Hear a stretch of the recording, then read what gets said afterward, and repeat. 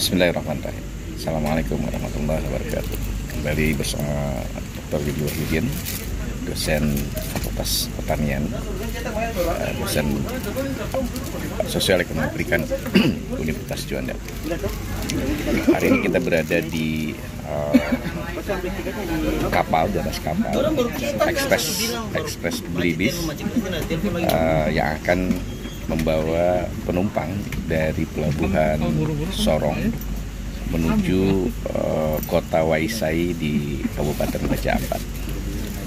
Nah, sebagai bentuk upaya kita untuk memperkenalkan konten bagaimana ekonomi kelautan atau bisa juga disebut ekonomi kemaritiman, membangun sebuah sistem untuk bisa menghadirkan manfaat yang besar bagi perekonomian daerah. Dalam hal ini adalah bagaimana membridging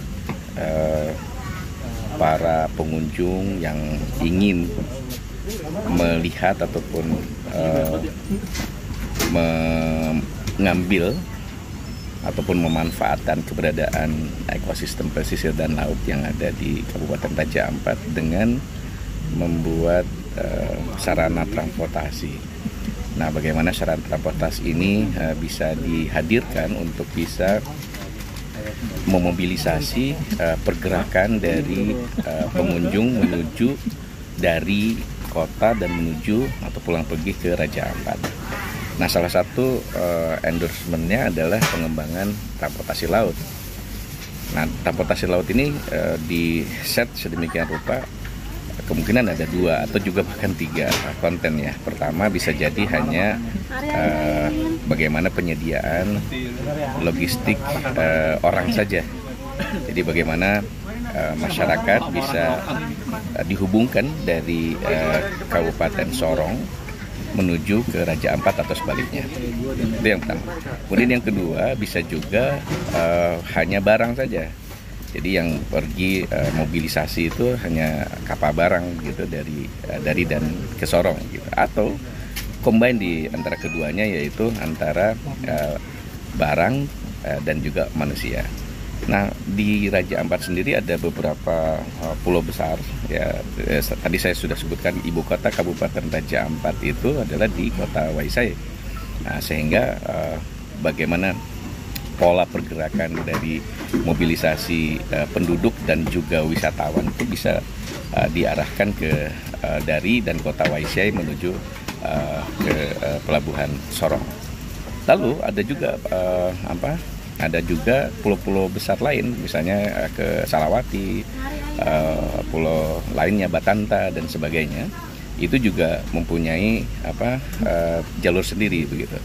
Tapi secara keseluruhan sekali lagi kota Waisai itu sebagai kota terbesar dan juga ibu kota kabupaten.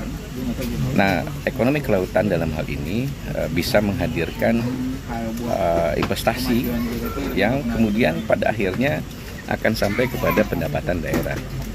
Sehingga misalnya begini, ketika terjadi proses pembangunan alat transportasi atau armada transportasi laut ini, maka investasi itu berkembang. Ketika investasi berkembang, semua bahan-bahan, tenaga kerja dan sebagainya dalam konteks direct impact, indirect impact dan juga industri demand itu ada terjadi di sana. Makanya konten ini ada industri kelautan di situ bermain, bagaimana industri kelautan itu menyediakan armada. Lalu yang kedua, setelah dia jadi, maka ada investasi lain. Dalam hal ini ada investasi berupa penyediaan barang dan jasa untuk bisa armada ini bisa bergerak begitu. Apa saja, bisa jadi ada mesin dan sebagainya, atau juga ada alat karena isinya itu adalah bangku-bangku khusus misalnya, untuk supaya memberikan kenyamanan kepada para wisatawan atau juga para pengguna dari alat transportasi ini agar dia merasa nyaman begitu. Nah, selain itu juga tentu saja dikaitkan dengan ada supporting BBM misalnya, lalu kemudian alat-alat lain dan sebagainya. Dan ini akan menghadirkan investasi pendukung gitu supaya armada laut ini bisa bergerak. Nah, selain itu, kita juga bisa melihat bagaimana kemudian banyak masyarakat lokal itu mendapatkan hasil. Kalau Prof. Tridoyo itu menyatakan salah satu jasa kelautan itu adalah penyediaan tenaga kerja.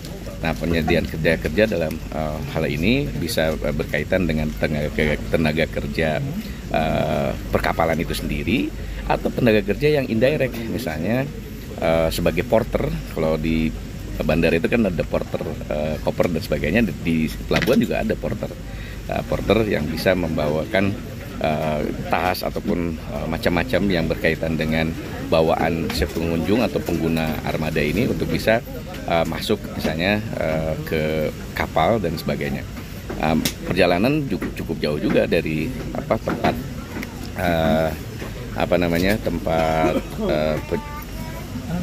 ruang tunggu yang ada di darat begitu untuk menuju ke lokasi tempat berlabuhnya armada ini. Nah, selain itu, kalau kita bicara terkait dengan investasi, tentu ini harus ada konsumsinya begitu. Nah, siapa yang melakukan pemanfaatan dari keberadaan armada ini? Ya, tentu saja bisa masyarakat lokal, bisa juga masyarakat daerah ataupun provinsi begitu. Ada juga bisa juga masyarakat Indonesia, bahkan di beberapa bagian tertentu, terutama di Raja Ampat ini banyak juga masyarakat internasional yang datang ke daerah ini untuk bisa mendapatkan kebahagiaan untuk bisa melihat ekosistem laut. Nah, tentu saja kontekstualitasnya selain dia itu bisa menghadirkan konsumsi atau permintaan terhadap armada laut ini, armada transportasi laut ini, bisa juga dia menghadirkan efek lain begitu. Ketika mobilitas ini terjadi, maka kebutuhan ekonomi lain adalah adanya penyediaan akomodasi. Nah, selain akomodasi, tentu saja ada juga misalnya transportasi logistik atau yang ada di wilayah darat, di Waisaya terutama, atau dari bandara menuju ke pelabuhan atau dari pelabuhan menuju ke hotel begitu. Nah, selain akomodasi tentu saja yang berkaitan dengan konsumsi, misalnya penyediaan makanan, kulineri dan sebagainya. Dan tentu saja ini sekali lagi akan menghadirkan efek investasi turunan begitu. Ya, turunannya berupa tadi penyediaan barang-barang souvenir, barang-barang konsumsi, barang-barang lain yang bisa menghadirkan ekonomi lain. Di antaranya yang lain adalah misalnya orang yang mau melakukan diving, tentu dia membutuhkan alat untuk bisa diving itu sendiri. Penyediaan alat selam, misalnya penyediaan alat wetsuit dan sebagainya yang untuk mendukung proses terjadinya pemanfaatan untuk diving ini ya diperlukan gitu. Selain diving ini juga tentu aja ada transportasi yang turunan lain. Misalnya untuk bisa membawa wisatawan yang mau melakukan diving itu ke tempat spotnya, itu memerlukan misalnya perahu-perahu tambahan. Nah, ini sekali lagi konteks pengembangan ekonomi kelautan ini memberikan dampak yang besar untuk bisa perekonomian daerah itu berjalan dengan baik dan memberikan manfaat bagi dunia lokal dan juga nasional. Nah, ada sesuatu yang perlu dijaga agar supaya kondusivitas itu tetap terjaga begitu. Karena kalau tidak kondusif, maka kegiatan-kegiatan misalnya yang berbau turunan dari adanya keberadaan transportasi laut ini akan terganggu juga. Nah, ketergangguan ini akan menyebabkan merosotnya pengunjung. Kemerosotan pengunjung juga akan menyebabkan dampak terhadap misalnya penyediaan misalnya akomodasi dan kulineri dan sebagainya yang ada di lokasi juga menjadi terganggu. Nah, oleh karena itu salah satu yang diperlukan oleh pemerintah ini adalah melakukan tourism governance yang baik begitu, sehingga memberikan kebermanfaatan yang lebih besar.